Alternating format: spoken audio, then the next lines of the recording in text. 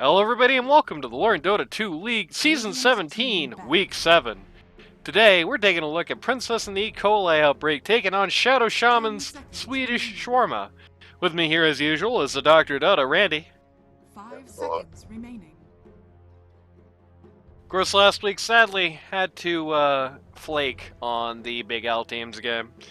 So, they get the cool live game slot this week, which is fine, because I wanted to take a look at one of the Week 1 teams that we only saw one game out of anyway.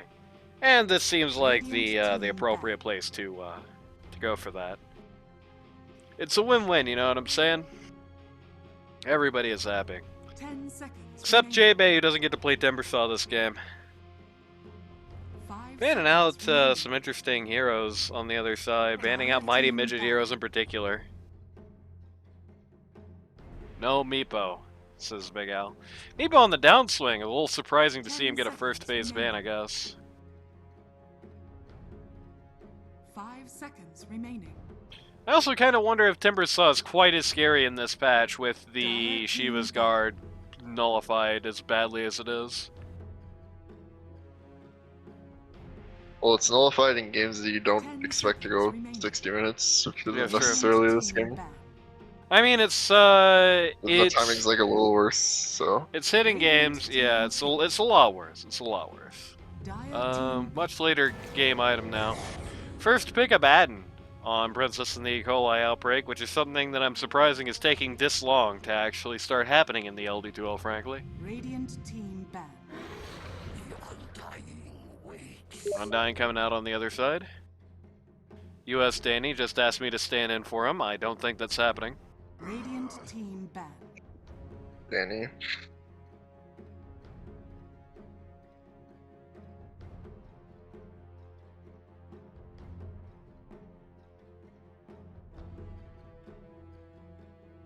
Going after a couple of Kyrex heroes now as well.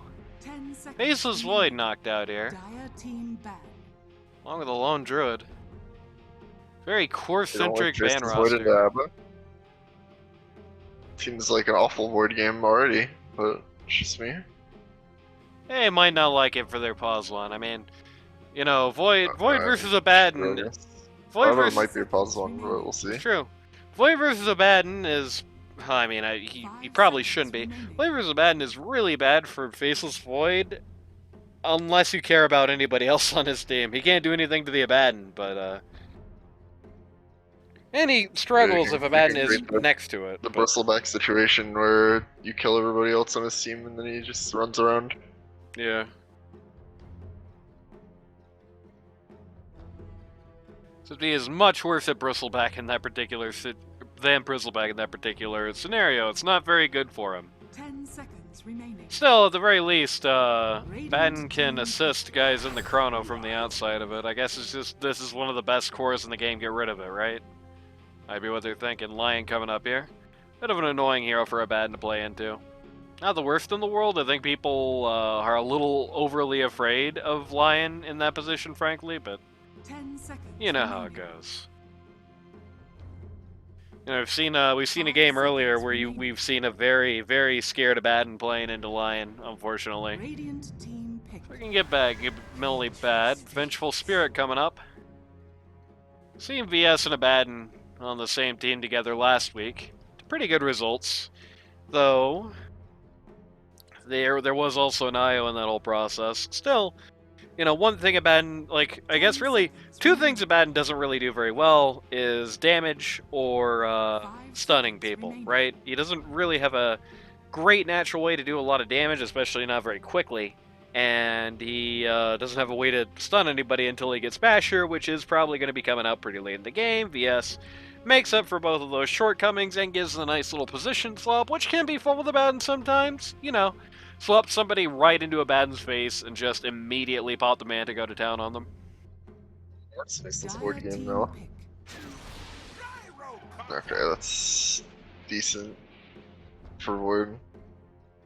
Gyro, interesting.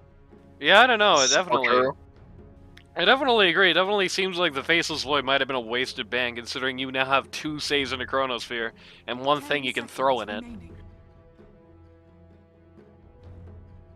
Might be mid gyro, you never know. Or maybe a core gyrocopter. What a throwback.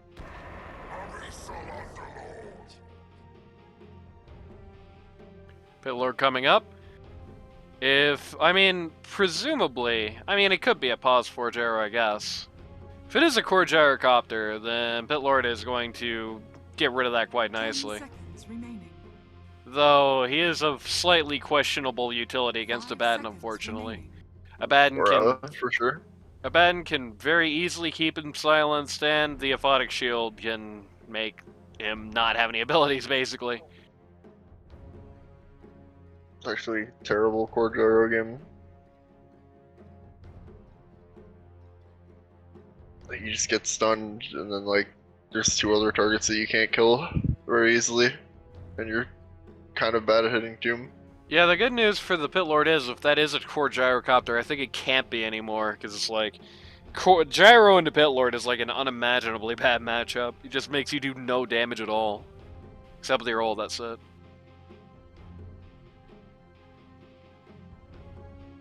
And your little missile barrage thing. There you go. Oh, shoutouts to Kitty, who is somehow not standing in today. I have a feeling, Kitty, you're going to be standing in sooner than later today. There's a bunch of requests going out for him.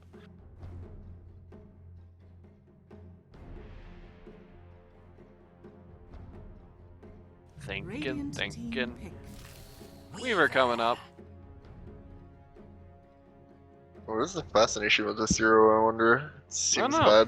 bad win rate, like, looks Radiant team impactful in one game, we've seen it in, I don't know. Honestly, arguably, even in that one game that we've seen it have the high impact in, it was, let's just say, assisted very heavily by his mid and his offlane, so... Oscar going down there.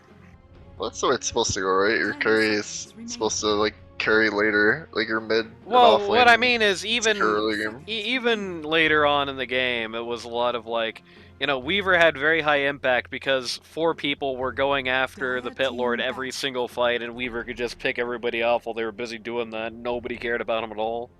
There's a Pit Lord here too. That's true. Wonder if Big L team's gonna make the same mistake.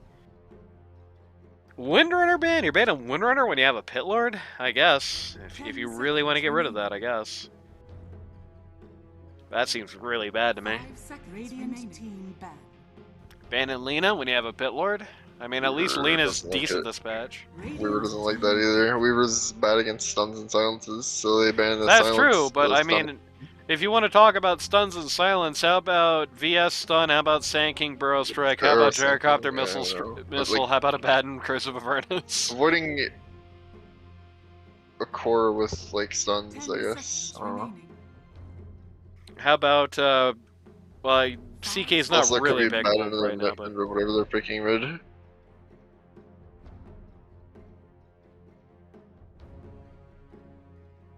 Dire team Or they're Might just be a banning Sand female King, heroes because they're playing as princess. the hell is this gonna be? Oh. Is this actually gonna be pause on Abaddon? Yes, that's what I was assuming it was. I hate pause on Abaddon. I don't think it works in this patch, even with this win rate. 10 seconds remaining. Not in an organized game. I think pause one Abaddon works great in 5 pubs, seconds but I am very skeptical of its utility in a more organized game. If you want to talk about Abaddon actually having to like do damage in situations, Pit Lord is going to put a nice stop to that. This is giving me PTSD flashbacks. This looks like exactly like the game that Reedy had last time they ran this exact same team comp. You know what I mean? Like a pause Well, one. you have the 2 highest win rate heroes in the game. It's true. So. You have a pause one who doesn't do damage into Pit Lord and looks like he's going to have very little impact and mostly just be frontlining for the sniper. You have very little ability to stop the Weaver from going and jumping on him, though last time they didn't need that, they just did it anyway and storm into So that's why sniper. they banned that stuff, because that's a squishy hero who hates stuns. The big downside for the Reedy team is that even with that being said, Radiant still has about 1 billion stuns and pretty big ones to boot. Still has Burrow Strike, still has a VS stun, still has a Gyro Missile, still has Curse of Avernus.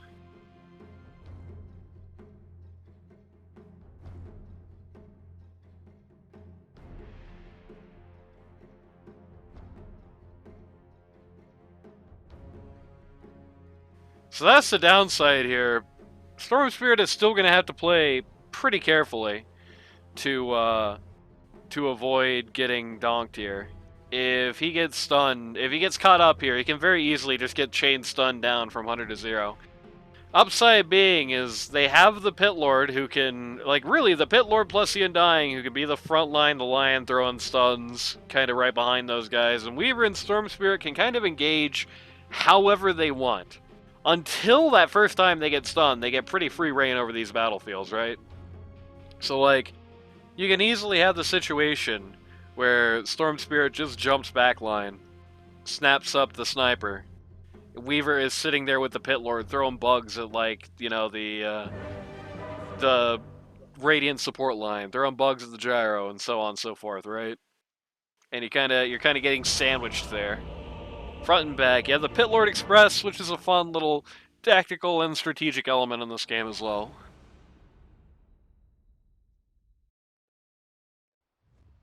I think generally I'm going to favor the Reedy lineup. It's not a huge disproportionate advantage. There's still downsides to it, most notably. They're still trying to make this guy work. But I don't know. I just don't really believe much in Pause on a Abaddon and even like an LD2L level of organized game. I think it's pretty bad into Pit Lord. I think Storm Spirit's going to ignore you more than be scared of you. Like, he's going to need to get stunned to actually get hit by Curse of Avernus, probably. Just because of the nature of how the hero works. They're really, pretty much all their damage is coming from the Sand King ult plus Sniper, for the most part. But the problem is that Sniper is looking really precarious in this game. Like, we've already seen almost this exact matchup, and the Sniper was having really large-scale troubles against the Weaver. Now throw Storm Spirit into it, who is exactly as bad, if not worse.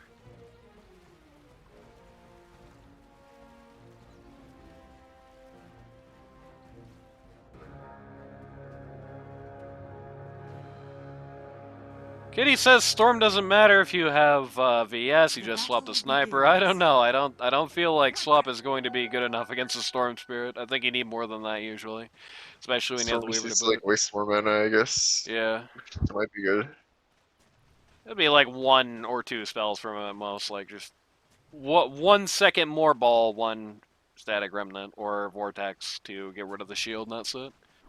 Unless you swap Sniper into the middle of your entire team, in which case now he's doing no damage because he's got the Pit Lord passive on him, and he's taking Firestorm procs, and you probably don't want that to happen, to be honest with you, so I don't think you can do that, necessarily. Anyway, it's time for everyone's favorite part of the cast, the roll call. On Princess and the Coli Outbreak, pause 1. You've got Ladda Lads on the Abaddon, on the Badabads, I guess. Pause 2, you've got Princess, who's unfortunately on Sniper again. Pause 3, you've got Big Al, captain of the team, on the Sand King. Pause 4, you've got the Mighty Midget on the Gyrocopter. And pause 5, you've got the Vengeful Spirit being played by Kyrix. On the other side of the coin, for Shadow Shaman Swedish Shawarma. Pause 1, you have Weaver being played by captain of the team, Reedy. Undying went a little crazy here. It's going to be First Blood. So they're going to have to eat a lot of consumables, not just die to the Weaver immediately. No, never mind. They're going to eat a lot of consumables and then die to the Weaver anyway. Man up. He's fine. He's... Well, they're both fine, really. Don't man up now. Alright, well, unfortunate.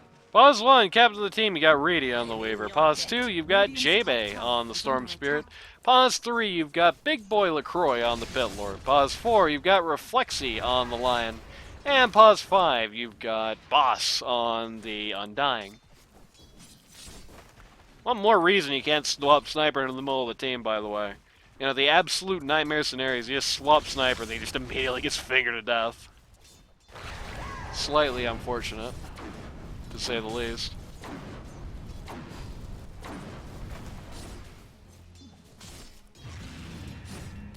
Big Boy LaCroix having a pretty easy time so far on this lane. Really, everyone kind of is. Outside of Weaver's little double kill, this has mostly been everyone just casually farming creeps and ignoring each other so far.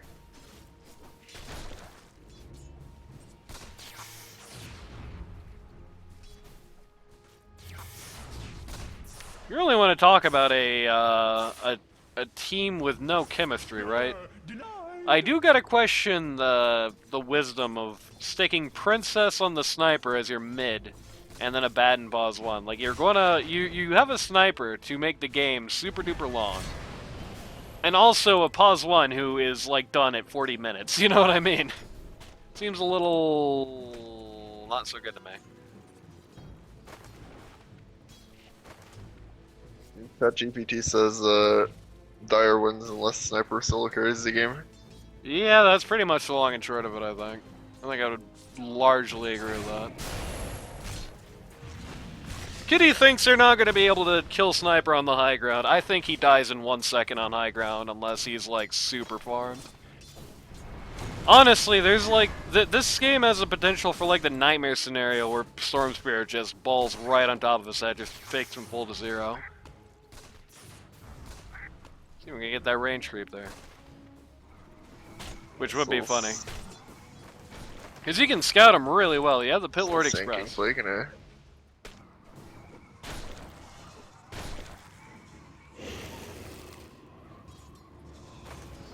a really weird lane top. It's very aggro.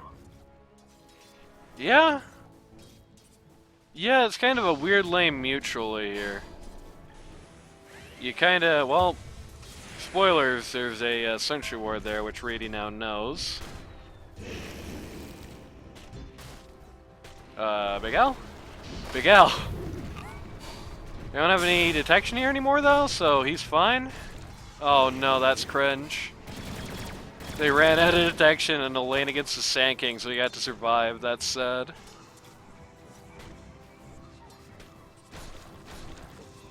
Well, that's a bit unfortunate. Well, that happened. VS died in a trade bot, by the way.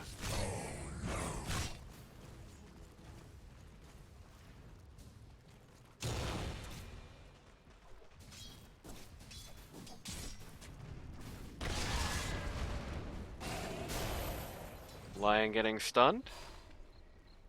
Yeah, we'll support duel. Big L so far at the top of the last hits chart. Reedy getting, Reedy exposing a little vision again here.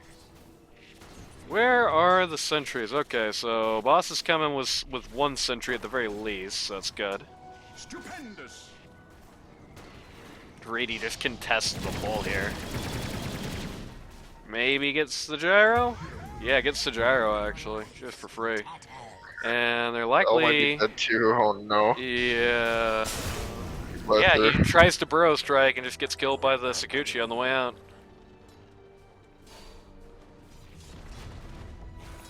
Definitely a very nice upside for Weaver, who is going to be somewhat focused on the early game anyway. To have such an easy lane like this so far. JB kind of struggling on the other hand. He's down only a few last hits, but he's down 8 denies. 9 denies. Which is a little much. Sniper. What can you do? Yeah, he's nearly a full level down at this point. He is going to find the Mighty Midget here. He's going to find the Mighty Midget here and die. Okay, that's a pretty good gank there. Mighty Midget using, I believe it was an Invis rune or smoke. Either way, he was using something there to get the hell out. This is going to come at the cost of poor Big Al, who is going to get run over again once they notice that Homeboy is out of the lane. And Reedy is going to miss one of the jungle creeps to a zombie. We are 4-0-1 right now.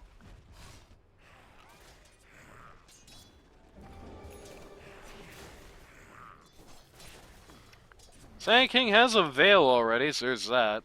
Of course, he's not going to have a Shiva's Guard until this time next year, but... Dire's middle tower is under attack. Reflexy with a good stun there. A nice little secure one that was at the very least going to make Abaddon turn around and have to flee, and at the most is going to get the double stun there. Not like they get a kill anyway, but... So Storm has 6. Storm has 6. They could definitely make some funny moves here at this point. They dropped the dust on Reedy, but he doesn't really care. Okay, the VS Abaddon combo is going to take down Big Boy LaCroix as Lion is kind of running back and forth here. Okay, so I'm start missing all the kills actually, because they're just wildly happening at random times. Weaver taking down the gyrocopter. Gonna make his protests known against the Sand King. We can't really do much more than that.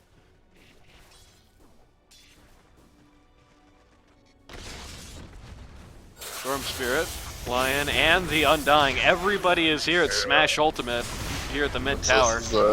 Being visited here.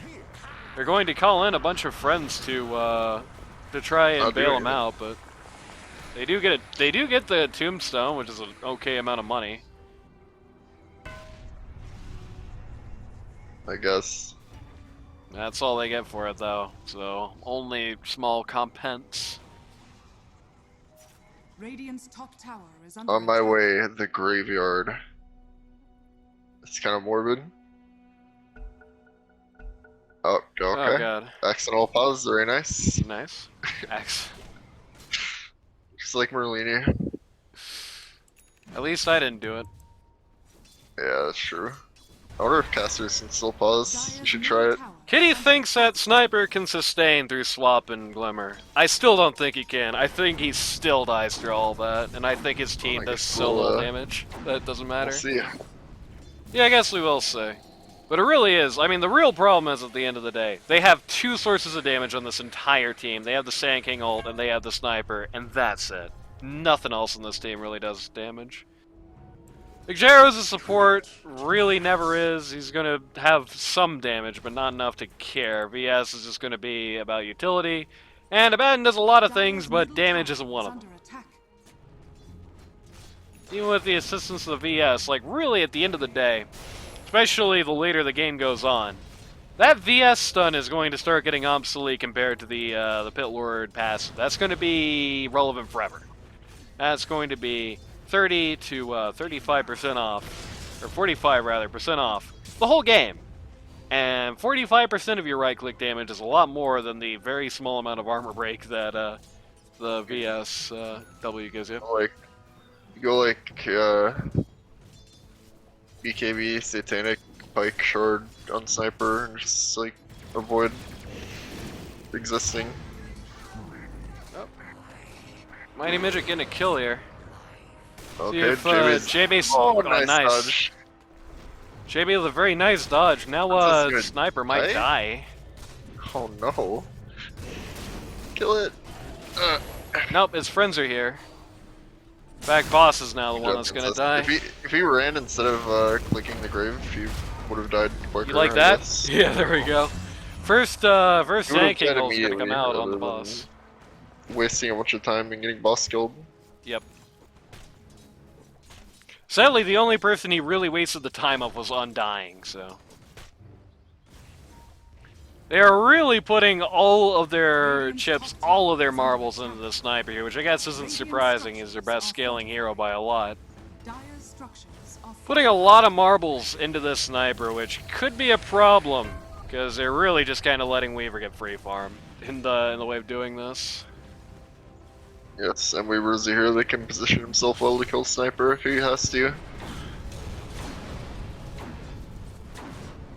It's like a high mobility.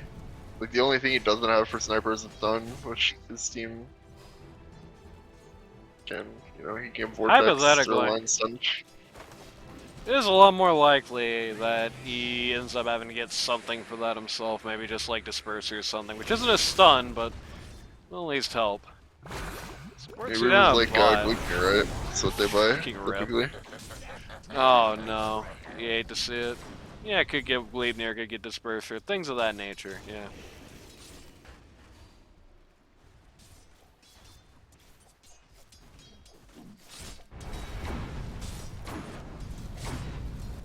Dire's middle tower is under attack. Though I do shudder a little bit the idea of having to not get Maelstrom on a pause one. I don't know if that's ever very good right now. Might be what you have to do, but I don't know if it's necessarily what you're gonna like to do.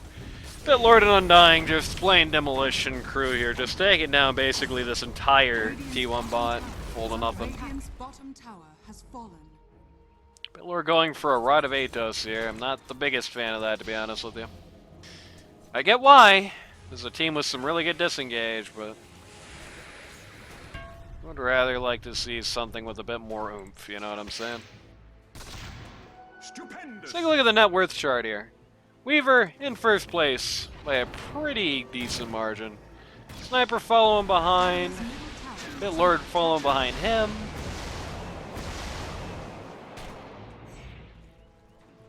The interesting thing here is J-Bay is in a very unusual position of being dramatically far behind on the Storm Spirit.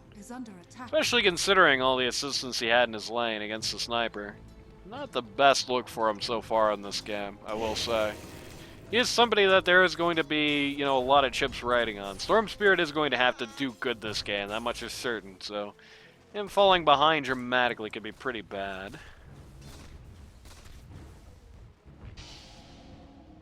Dire's top tower is under attack.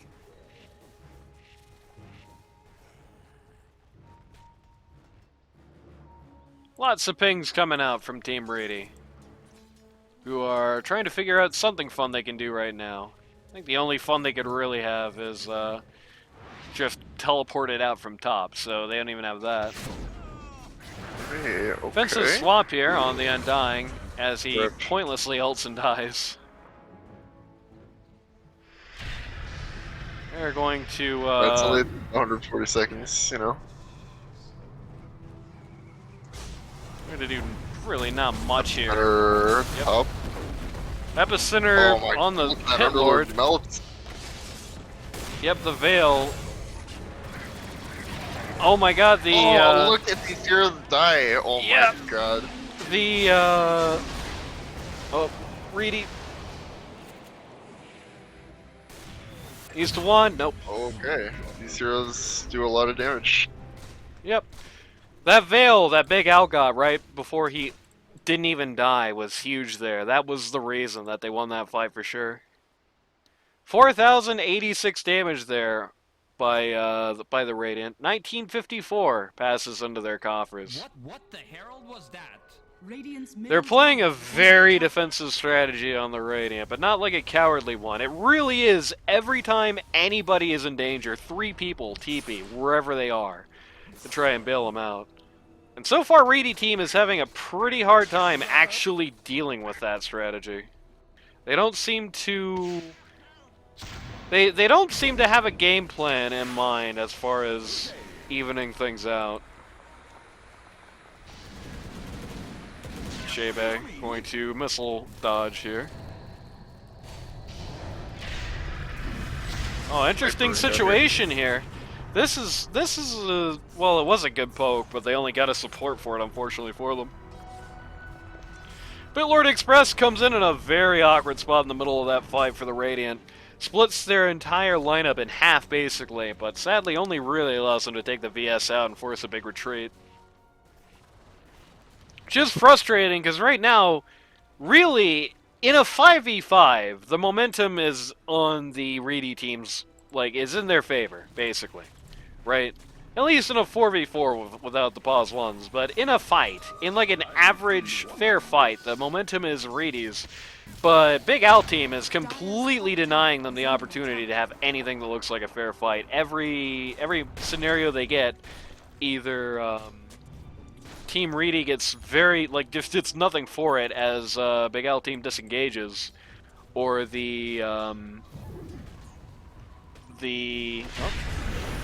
okay, Big Al himself might be soon to fall here. Center! It's too good. Well, allows him to Alright, take well, out the I'll take Undying you. there. I'll take you with me. Yep. Boss just learned a very valuable lesson about standing next to people when you're versus a Sand King. Mighty Midget comes in to try and get the revenge kill. Actually, everybody is right-clicking this Pit Lord. The Lion's stun is too good. These supports are nuts and are just getting cut to shreds for this. This guy's dead though. Yeah, Big Boy LaCroix is guaranteed to die, but Dude, that 3 for 1. stun was insane. 3 for 1 overall. Very good trade for the Dire there. Is under attack.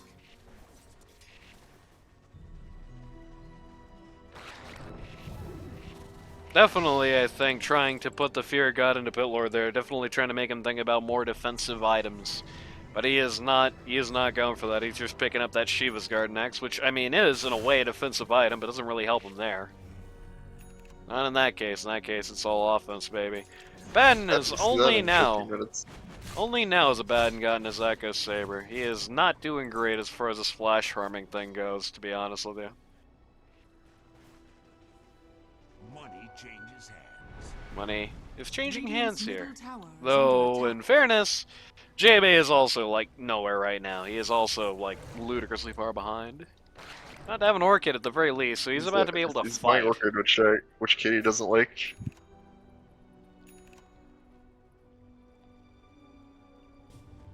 Yeah, I mean, he's getting the Orchid just to try and prey on guys. He's getting the Orchid because he wants to just clean up these supports and try to use that as his leverage to get back on. It's not a long-term investment, which is a bit unusual for an Orchid, but I think that's the mentality here. And Radiant just walks. Dire just walks straight into Radiant, who is super ready for them. Wow. There you go. Why is my Underlord dying instantly? Well, because he bought Rod of Atos first, is the answer. Oh.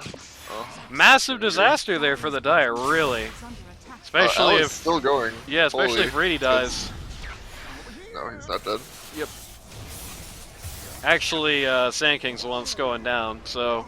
Actually turns out from a pretty nasty disaster to a pretty even trade, all things considered. Boss 3 and 4 Princess just is goes like down pretty both teams. non-committal to Dire's that. top tower Yeah. is Which I under had to attack. want to run in and get jumped on by a storm, maybe like Underlord ulted. Dire's top But tower has fallen. Yeah, that was a tactically speaking, quite the unfortunate situation for Reedy team there, perhaps exposing a little bit of the weakness in the team's communication abilities, as they really do just walk straight into a completely prepared Radiant. All 5 guys on Radiant were ready for Dire to walk out on them there. They were all in position to jump, and nobody was ready for that fight to start as early as it did on Dire. Again, even in the most quote-unquote fair-looking fights so far in this game, it's still just not a fair fight. Big Al just will not give one to them. Though it is a little disconcerting in the fact that they had a very unfair fight, and they were so desperate to try and press their advantage that they did end up throwing another body into the meat grinder. They're trying to go for the Weaver. well, if he dies there, then it's fine. And Yeah, if he there's dies a there, then he's decent fine, chance- but unfortunately... There's like a decent chance that he would have died there, so I don't begrudge the choice to do it, but sometimes you don't get the result you want. That's true. Well, what the point there is more to the line of, I think, the position that they're at mentally and the position that they're at tangibly is a little bit different, and that's a good example of that being the case. They think they're 10 feet tall, and they're tall! They're not that tall yet, you know what I mean? Scanning. They're scanning out, finding absolutely nothing. They're not there. They are in the GG jungle. They were in the GG jungle. They're now, once again, disengaging. Once again, they know that the Dire is getting prepared for an actual fight here, and they're just not going to take it. They're just going to TP everybody out. Get items on my sniper. Delay game. There you go. Delay game so that eventually the fact that Sniper is literally the only person on the team doing damage becomes even more and more of a problem. Dire's middle tower is under Kind of a attack. draft issue, kind of something Big L team has suffered with before as well. They really don't have any damage. Like, once this game goes long, like, once people start having 5 or 6 items in their inventory, even the Sand King's gonna fall off. It is going to be Sniper doing like 75+% of this team's damage, which is scary. There's so many ways you can make that not a thing, you know what I mean? And Stormsphere likes to buy a lot of those ways. I mean, you know, one Hex, and you've just stopped Sniper from fighting for like, you know, a long enough time to kill the rest of his team, really. I like Boss's Blade Mail play there, but is not going to avail him. Pitlord coming in on this. He doesn't care, though. This is interesting. He does not really care for this whole turn of events. They're dropping a lot on the Abaddon. Oh my. They have Reedy here. He's very slippery, though. Yeah, it doesn't matter if they're just annihilating everybody, though. Yeah. Alright. Reedy team really does feel like they're just getting cleanly outplayed at this point, unfortunately for them. Dire's middle Reedy? tower is under attack. Good sir, you're in a pickle here, my friend. The Ancients! Why do the Ancients hate him? Oh, that'd be funny if he killed that courier, but he's not going for it. Be gone. Dire's middle tower is under attack. Just so far, a very frustrating game for the Reedy lineup. For Shadow Shaman Swedish Shawarma. Dire's middle tower has Just fallen. getting completely bamboozled everywhere they go. Just never getting a fair fight. Always getting a situation where they're coming in short on manpower. Always getting the situation where, you know, they're fighting in a place where their vision is worse than the other guys. Always fighting in a place where, you know, you've got guys smoked on the back line for the surprise. And in the cases where that's not the case, they just don't get a fight. It's very annoying for them. It kind of reminds me of the Looter team a couple of seasons ago, whenever they were on, because they were the binary team. They would either be on or just be useless.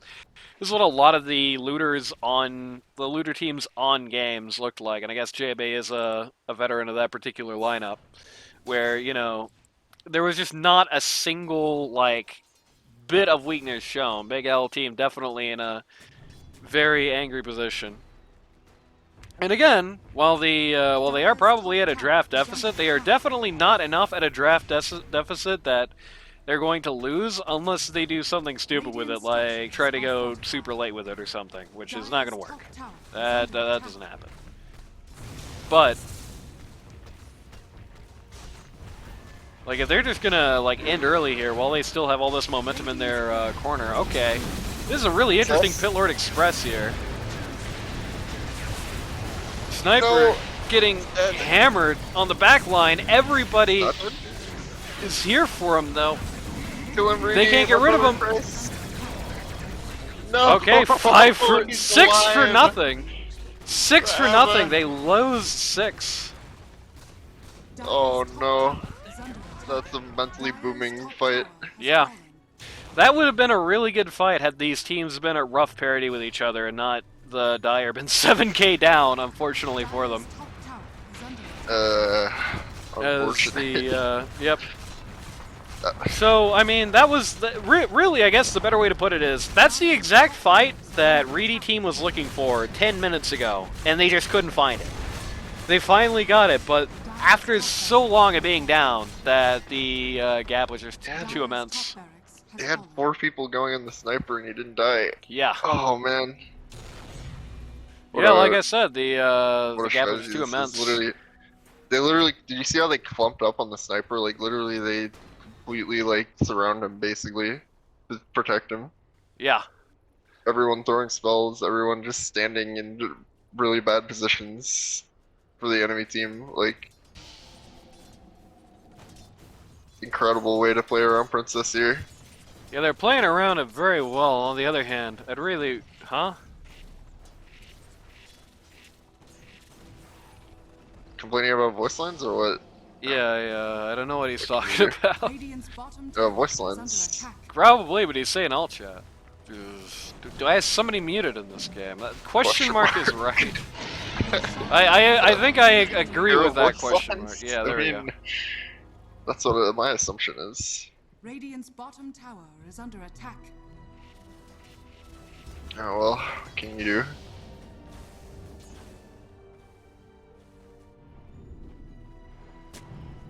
I like Reedy's clan tag of LOL. But yeah, it was actually insane if you watch the Reedy position in that last fight, how they literally clump onto the sniper. Yeah, everybody just runs at the guy and uses every skill they have to protect him, and it does work out. Radiant are scanning. Invisibility. It does work out.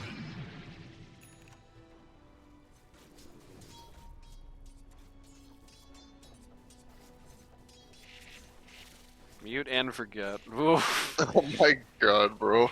That's What a BM, game. baby. Bitlord gets his, Radiant's middle tower is under gets attack. his Hooded, or not Hooded Defiance, gets his Eternal Shroud. Hooded Defiance is sadly no longer with us, rest in peace. Dire's bottom tower is under Gets his attack. Eternal Shroud here, which, I mean, is gonna help him not get boomed by the Sand King ults, but it's kind of it, Radiant's really. top tower is under attack. Dire's bottom tower is under attack. Radiant's top tower has fallen. One thing they were also doing in that fight that was a little harder to see is, Has fallen. they were also doing a good job chaining up all the debuffs on whoever sniper was looking at. Trying to get the Curse of Avernus on him, trying to get the VS crap on top of whoever sniper was looking at. Pretty good swap here, gets Big Boy LaCroix right in the danger zone. Bye-bye, Big Boy, holy crap. God, they're all dead. Can you imagine how funny it would be if this team 2-0'd in this series this decisively, and then Lone Wolf gets on bracket anyway, and they they don't get to play? That Oh, was so no. close. Sickeningly close. Hi, JB. Okay. It's fine. Dire's Just bottom doing the old sword spirit. Okay, well, Reedy calls it G's, we're going home. Well, that was a pretty cut and dry game. That was just a simple outplay on the Big Out team. And it's nice that for once it didn't really feel like the draft was the deciding factor in that. That was just all about the play. Big Out team just played that really well, just from bell to bell. Just constantly flummoxing the Reedy lineup there, basically. You know, like I said, I kept hammering it, and it's worth hammering once again. Every single time Reedy was in a position to do something about it. I mean his team, not the guy personally. Every time that the Reedy lineup was in the position to do something, they just didn't get to do it. The Big Owl team disengaged. Every time they were... Oh, lobby's up. Okay. Every time they were in position to get something done, they just didn't get to do it, and every time they were in a bad position, they got punished for it. God, that'd be so sad if they 2-0'd this series that decisively didn't make bracket. Can you imagine? We'll see what happens next time.